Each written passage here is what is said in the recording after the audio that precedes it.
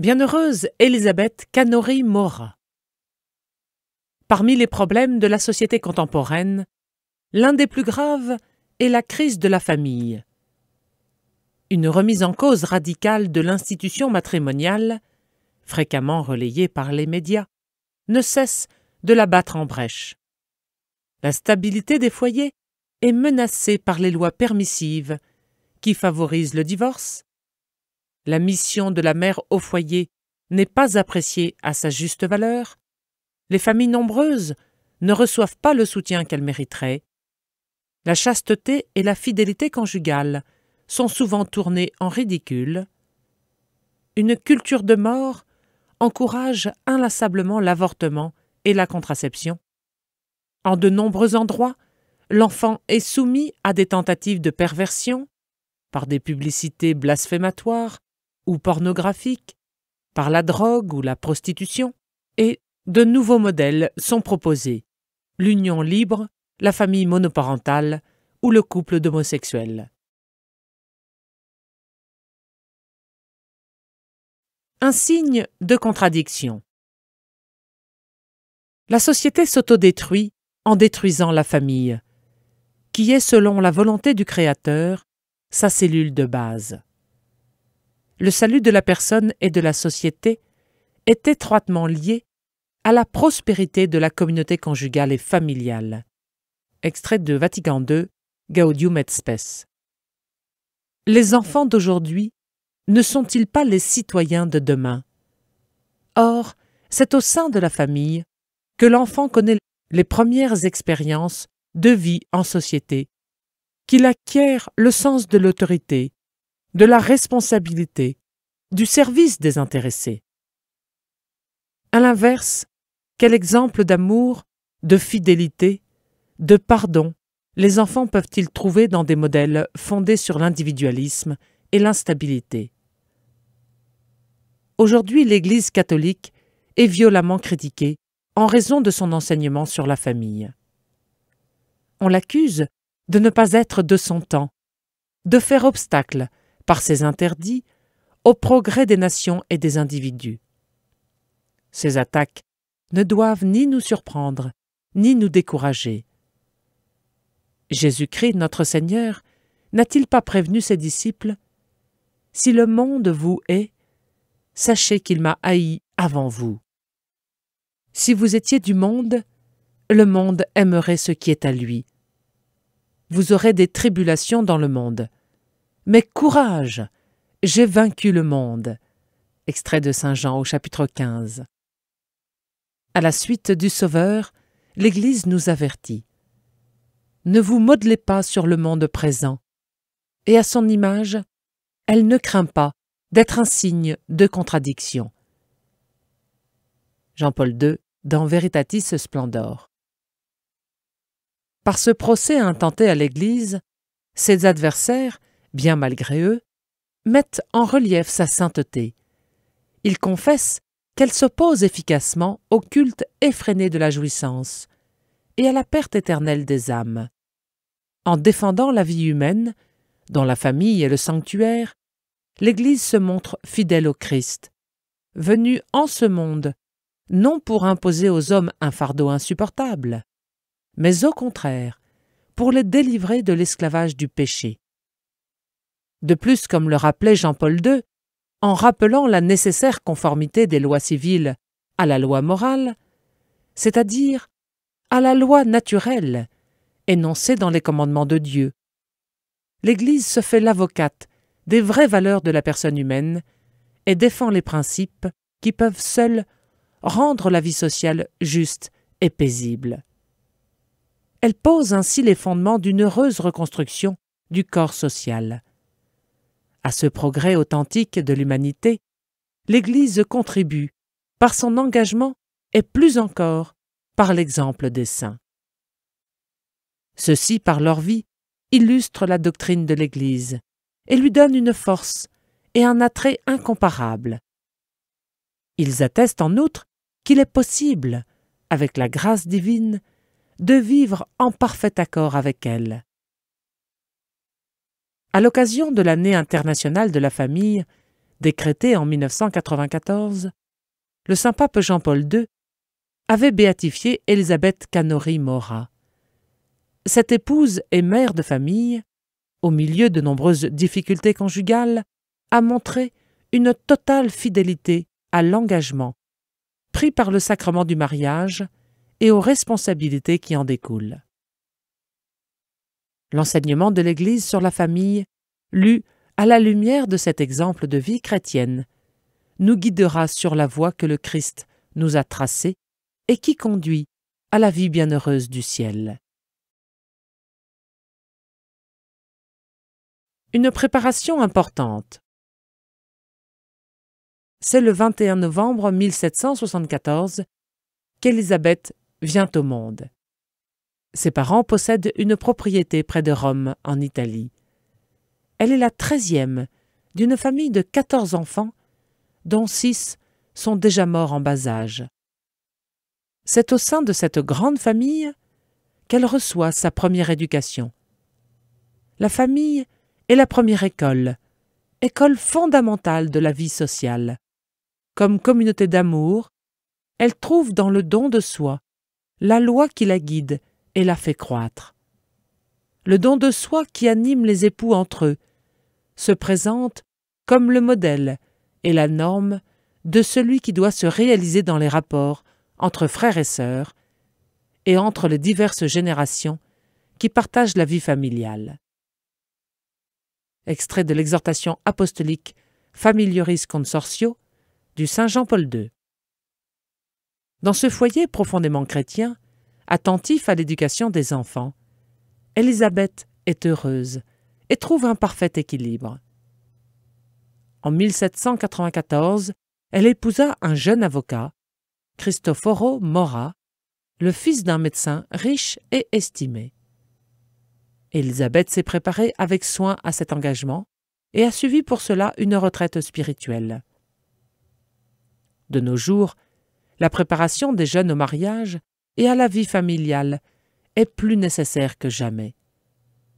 Beaucoup de phénomènes négatifs que l'on déplore aujourd'hui dans la vie familiale viennent du fait que dans les nouvelles situations, les jeunes ont perdu de vue la juste hiérarchie des valeurs et que ne possédant plus de critères sûrs de comportement, ils ne savent plus comment affronter et résoudre les nouvelles difficultés.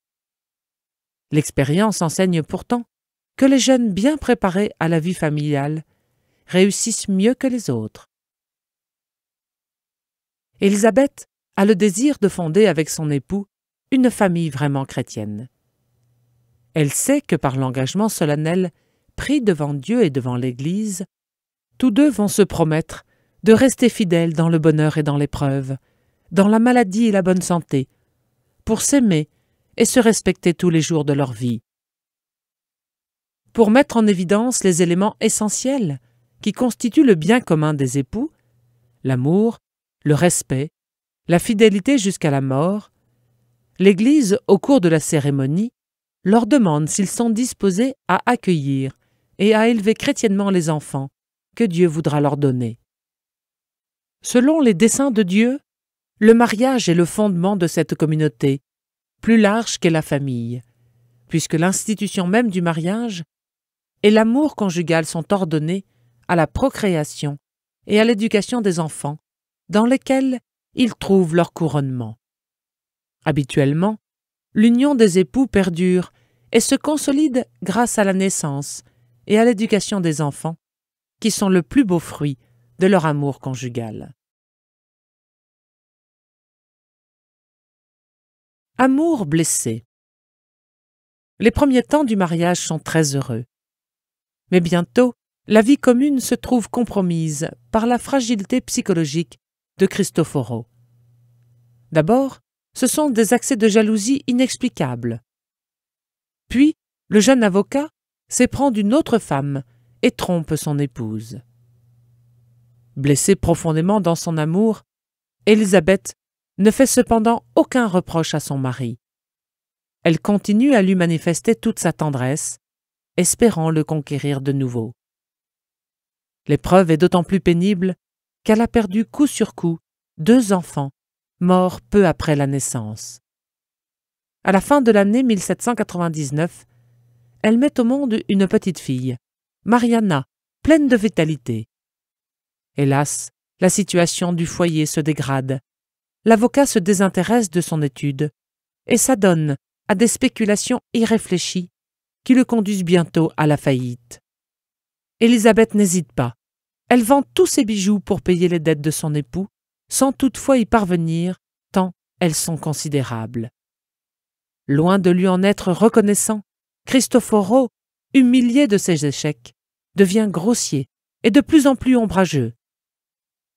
Francesco et Agatha Mora, ses parents, lui suggèrent, pour des raisons d'économie, de quitter le bel appartement où il est installé depuis son mariage et de venir avec Élisabeth habiter chez eux. Ce déménagement constitue pour celle-ci une nouvelle épreuve, car elle perd l'intimité de sa vie conjugale et familiale.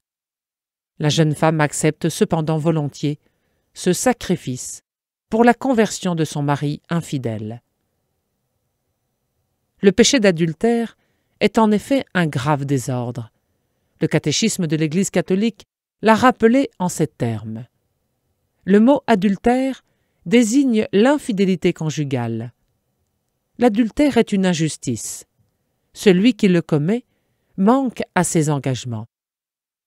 Il blesse le signe de l'alliance, qu'est le lien matrimonial, lèse le droit de l'autre conjoint et porte atteinte à l'institution du mariage, en violant le contrat qui le fonde. Il compromet le bien de la génération humaine et des enfants qui ont besoin de l'union stable des parents. Élisabeth sait surtout que celui qui se rend coupable du péché d'adultère ne peut hériter du royaume de Dieu. Son amour pour Cristoforo, fondé sur la foi et la charité surnaturelle, lui fait craindre pour le salut éternel de son époux. Aussi multiplie-t-elle les sacrifices et les prières. Sa confiance en Dieu et sa persévérance dans la prière ne seront pas déçues. En juillet 1801, une 4e grossesse vient adoucir la vie éprouvée de cette femme admirable. Mais peu après l'accouchement, une maladie terrasse la maman et la conduit à l'agonie. Humainement, Élisabeth est condamnée. Toutefois, une guérison miraculeuse, comme elle l'avouera elle-même, lui rend la santé. Cette maladie est l'occasion d'un progrès spirituel important. Sa vie d'union à Dieu et sa pratique religieuse s'intensifient. La confession et la communion fréquente deviennent les deux pôles de sa vie spirituelle. En 1804, sous l'inspiration de Dieu, elle prend 3 résolutions. 1. Pratiquer la douceur, la patience et ne jamais se fâcher. 2. Accomplir en tout la volonté de Dieu. 3. S'exercer aux vertus de mortification et de pénitence. Elle puisera dans cette vie spirituelle intense la force de supporter sa situation familiale difficile. Car des humiliations cuisantes continuent à pleuvoir sur elle. Ses belles-sœurs, dont elle aurait pu attendre affection et soutien, la rendent responsable des échecs financiers de Cristoforo et lui reprochent d'être la cause de son adultère. Avec une femme différente, disent-elles, Cristoforo serait différent. Suivant l'exemple de Jésus, Élisabeth répond à tout par la douceur, la patience et le pardon. Mais l'épreuve la plus douloureuse vient des pressions physiques et psychologiques de son époux et de sa belle famille pour lui arracher un consentement inadmissible. Ce lion furieux, Cristoforio l'avait menacé d'un couteau, voulait à tout prix la permission écrite de fréquenter son ami, lit-on dans son journal. « Il est bon pour moi d'avoir passé 2 heures en prière. Dieu me communiquera tant de force que j'étais prête à donner ma vie plutôt que d'offenser mon Seigneur. » Pour la vie. Élisabeth ne peut, sans pécher gravement, consentir à l'adultère de Cristoforo. même pour sauver la situation et se réconcilier avec lui. Il n'est jamais permis de faire un mal, même en vue d'un bien. Le lien matrimonial est établi par Dieu lui-même, de sorte que le mariage, conclu et consommé entre baptisés, ne peut jamais être dissous. Le Saint-Pape Jean-Paul II a rappelé l'enseignement de l'Église sur ce point essentiel. La communion conjugale, dit-il, se caractérise non seulement par son unité, mais encore par son indissolubilité. Le caractère définitif de cet amour conjugal trouve en Jésus-Christ son fondement et sa force. Enracinée dans le don plénier et personnel des époux, et requise pour le bien des enfants, l'indissolubilité du mariage trouve sa vérité définitive dans le dessein que Dieu a manifesté dans sa révélation. C'est lui qui veut et qui donne l'indissolubilité du mariage comme fruit, signe et exigence de l'amour absolument fidèle que Dieu a pour l'homme et que le Seigneur Jésus manifeste à l'égard de son Église. Le don du sacrement est pour les époux chrétiens une vocation, en même temps qu'un commandement à rester fidèles pour toujours, par-delà les épreuves et les difficultés, dans une généreuse obéissance à la volonté du Seigneur. Ce que Dieu a uni, l'homme ne doit pas le séparer, nous dit saint Matthieu au chapitre 19. De nos jours, témoigner de la valeur inestimable de l'indissolubilité du mariage et de la fidélité conjugale est pour les époux chrétiens un des devoirs les plus importants et les plus pressants. Forte de sa foi en l'enseignement évangélique, Élisabeth résiste donc courageusement aux menaces qui lui sont faites. Elle est par ailleurs convaincue que si la réconciliation avec son mari a lieu un jour, celle-ci sera le fruit de sa fidélité à la loi divine.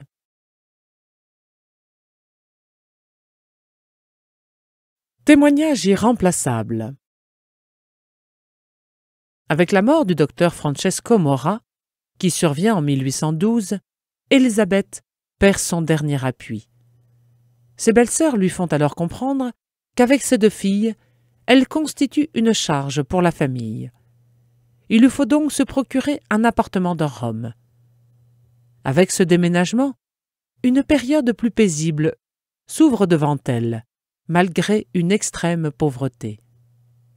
Elle en profite pour suivre plus attentivement l'éducation de ses filles, qu'elle a toujours considérée comme l'une de ses tâches principales. Son premier soin est de leur donner une formation spirituelle sérieuse. Sa maisonnée devient une heureuse église domestique, où le Seigneur est aimé, où il fait bon vivre. Dès leur plus jeune âge, les enfants doivent apprendre à découvrir Dieu et à l'honorer ainsi qu'à aimer le prochain. L'exemple concret des parents est un témoignage fondamental et irremplaçable de l'éducation à la prière. C'est seulement en priant avec leurs enfants qu'ils pénètrent profondément le cœur de leurs enfants, en y laissant des traces que les événements de la vie ne réussiront pas à effacer. Écoutons l'appel que le pape Paul VI avait adressé aux parents. « Maman, disait-il, apprenez-vous à vos petits la prière du chrétien? Les préparez-vous, en collaboration avec les prêtres, au sacrement du premier âge, la confession, la communion ou la confirmation? Les habituez-vous, s'ils sont malades, à penser aux souffrances du Christ, à invoquer l'aide de la Sainte Vierge et des saints? Et vous, les pères, savez-vous prier avec vos enfants? Vous apporterez ainsi la paix entre les membres de votre foyer. Outre les prières du matin et du soir, sont à conseiller expressément la lecture et la méditation de la parole de Dieu, la dévotion et la consécration au cœur de Jésus. Les différentes formes de piété envers la Vierge Marie, la bénédiction de la table, les pratiques de dévotion populaire. La récitation du chapelet en famille est vivement recommandée.